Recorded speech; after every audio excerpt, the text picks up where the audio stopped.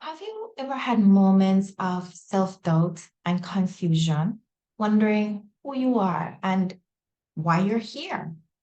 Well, through the power of writing and journaling, you can uncover answers to these questions and a lot more.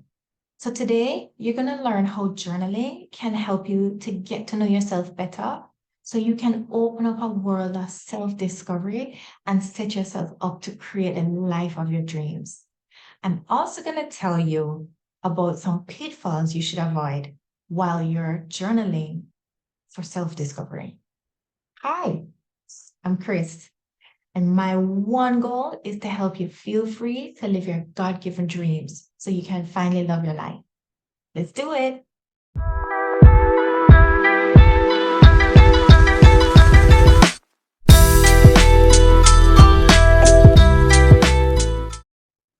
I remember one day burned into my brain. During my corporate years, I was striding through my office building and my heels were clicking confidently across the floor. And I think if anybody had been looking on, what they would have seen was a calm, in control boss babe.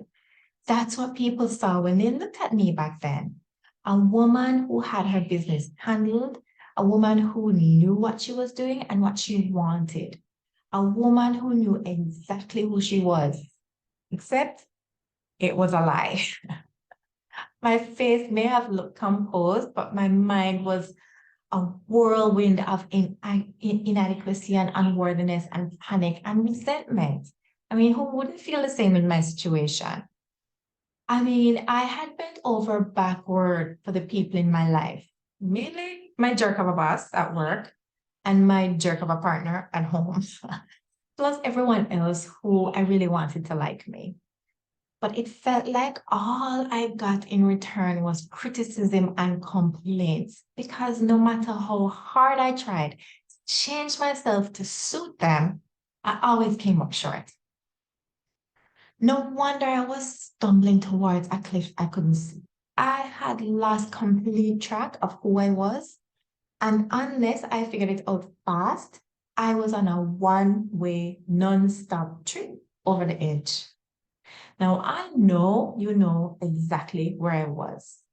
Maybe you look just as confident on the outside as I did, but on the inside, you feel unworthy, like you're not good enough for the people in your life.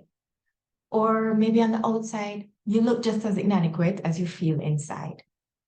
Whichever point you're coming from, take a deep breath and exhale. Let's figure it out together, all right? Now, you can read a list of affirmations every day and hope to dislodge the negative thoughts that are in your head. But this probably won't work, mainly because affirmations sound really nice, but they're generally useless if you don't actually believe them. Of course, you can tell yourself to just keep repeating them until you believe them, even if you have to do it a million times. They're still not going to work. They'll only make you feel worse since they seem to work for everybody else except you. Believe me, I tried self love affirmations for months, never worked. Now, another option is for you to take some time to think about who you are, who you want to be, and how to become her. This probably won't work either. And here's why. You have tens of thousands of thoughts in one day, and most of them are repetitive, right? So this means you're in the habit of thinking a whole bunch of stuff that you've already thought. Have you tried breaking a habit recently? It's not that easy, right? Now, I'm not saying you shouldn't think about who you are or who you want to be, but it's not enough if your thoughts are constantly bouncing off your mental walls, if they're just boomeranging back to what they're used to. You need to harness your attention so you can focus your thoughts, right? This is where journaling comes in. You sit down with pen and paper, or I mean, it could be a document on your computer, or it can be the notes app on your phone or a tablet, doesn't matter. As long as you're sitting down to write and you write your thoughts with intention. This helps to focus your mind so that you can untangle what's in your head and go deep to learn about yourself. Now, this is where journal prompts can help you with your self discovery. Now, I'm going to come back to journal prompts in a minute, but I want to talk about some pitfalls of journaling, right? Or pitfalls as you're journaling. So as you get ready to start this journaling journey, you need to keep these possible pitfalls in mind. You'll have a richer journey if you manage to avoid them. And if you don't, you'll probably end up abandoning yourself and the process like that. So let's talk about 3 pitfalls. The first one is judging as you journal. So as you write your thoughts, try to observe them without judging them or yourself, right? Instead, you need to approach your thoughts with empathy and curiosity and question them. So let's take an entry straight from my journal back when I was in the middle of an emotionally abusive, toxic relationship, right? So here's what I said in my journal. I feel frustrated because I cannot say these things to him. If I do, he'll say I'm selfish and I'm self-centered and I'm thinking only of myself and my feelings instead of the frustration that's obviously driven him to this point. No, if you journal something like this, then it's unhelpful to look at thoughts like these and think, oh, I'm so pathetic. What grown woman can't speak her own mind? No point. There's no point in looking at it and like judging yourself that way.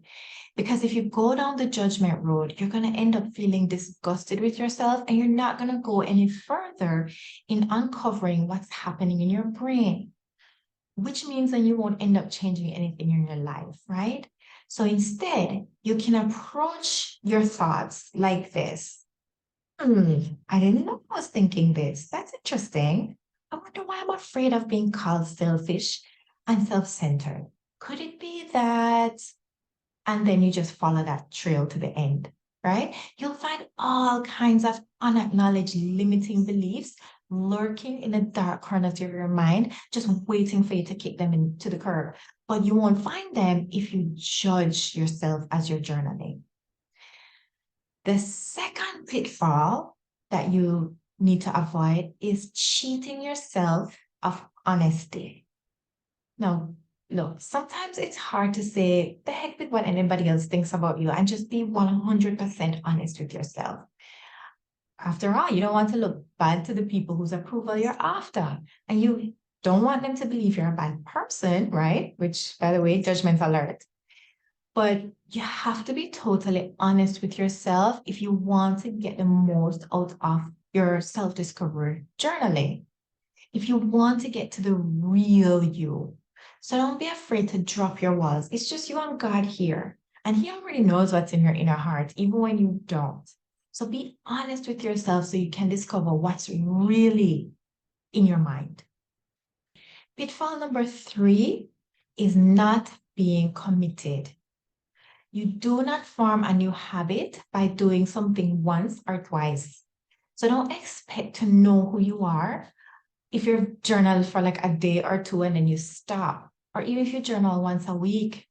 You have to make a commitment to yourself about how often you'll do your self-discovery journaling, and then love yourself enough to keep your commitment, just like you do for the people you love the most, right? Also, remember that your purpose isn't to write some profound, highfalutin sounding prose. So don't pressure yourself or you'll give up. Instead, your goal is to dive deep into your brain so you can become aware of what you're thinking and how it's affecting your life. Then you can change your mind, you can make new choices, and you can transform your life. So, other than these 3 pitfalls, I really encourage you to jump into your journaling any way you want, since journaling really doesn't have any rules, right? Remember, writing a self-discovery journal is a proactive step in understanding your goals and your purpose in life. Plus, it gives you the roadmap to becoming the person you want to be. So avoiding these pitfalls I've talked about will make your journey richer, and it will help you to have your own back and stick to the process. Okay, now I like freestyle journaling when I need to clean out my brain. In this case, I just journal a brain dump of whatever's just going on in my mind so I can just get it out. But before I started learning how to manage my mind, my freestyle brain dump journaling would just generally be me complaining about whatever was going on in my life. Sure, I get what was in my mind out, but it wouldn't give me clarity or help me to make new, better feeling decisions for my life. Honestly, all it gave me was a relief valve for like 5 minutes. So this is why I love journaling prompts.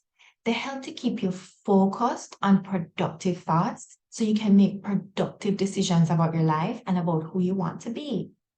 So if you're ready to use writing prompts to discover new things about yourself and to discover who you are, then check out the Who I Am journal now. Each day for 21 days, it gives you a Who Am I writing prompt to help you uncover your hidden perceptions of yourself that are ruling your life, so that when you become aware of them, you can transform your life, right? It also has an emotional habit tracker to help you bring awareness to the emotions you're in the habit of feeling. So then you can empower yourself to experience better feeling ones. These are the self-discovery journaling prompts you need so you can decide on purpose the woman you want to show up as in your life. And you can empower yourself to transform more and more every day into the woman God created you to be. So check it out now at the link in the description below.